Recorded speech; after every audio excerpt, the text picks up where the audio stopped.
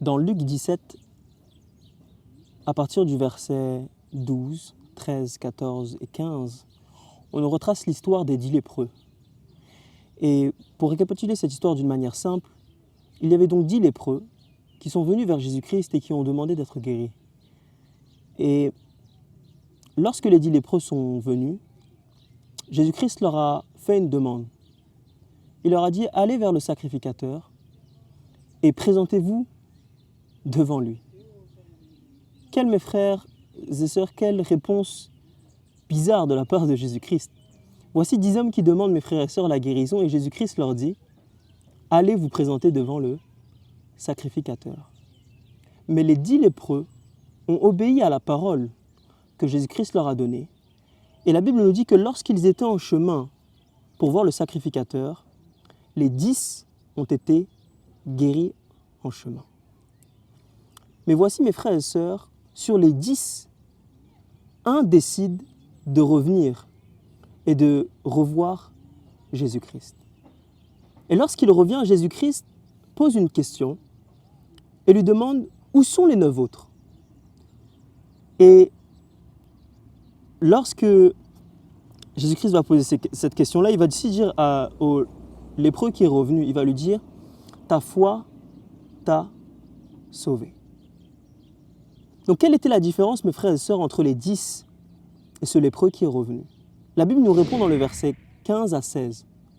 On nous dit que le lépreux est revenu vers Jésus-Christ en glorifiant Dieu et en rendant grâce à Dieu. Donc, on voit ici une différence entre les 9 autres et ce seul lépreux qui est venu. Les 10 ont été guéris, mais le lépreux, le seul qui est revenu, a manifesté de la gratitude envers Jésus-Christ. Ça nous indique ici un point très important dans notre marche chrétienne. La gratitude, mes frères et sœurs, est au centre de notre foi et de la chrétienté. Nous devons manifester, mes frères et sœurs, de la gratitude. Ce lépreux qui est revenu est parti plus loin que les 9 autres. Pourquoi? Parce qu'on nous dit qu'il a glorifié Dieu et qu'il a rendu grâce à celui qui l'avait guéri. Ce qui était plus important pour lui, ce n'était pas la guérison, mais c'était connaître la personne qui l'avait guéri. Parfois, mes frères et sœurs, nous venons à Jésus-Christ juste pour les bénédictions. Nous venons à Jésus-Christ juste pour les guérisons. Mais lorsque nous sommes guéris, au même moment, mes frères et sœurs, nous oublions Dieu. Ça nous indique un point, mes frères et sœurs, sur notre cœur. C'est que notre cœur n'est pas encore converti.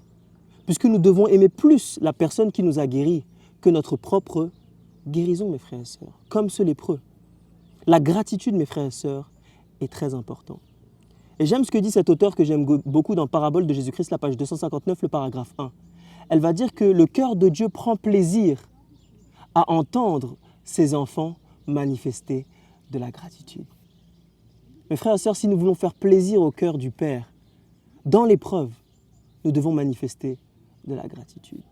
Je vais terminer par ce magnifique psaume que j'aime beaucoup dans Psaume 22, le verset 3, qui nous dit que l'Éternel habite au milieu des louanges. Donc louons l'Éternel en tout temps, manifestons de la gratitude afin que Dieu s'en ressorte glorifié. Que Dieu vous bénisse.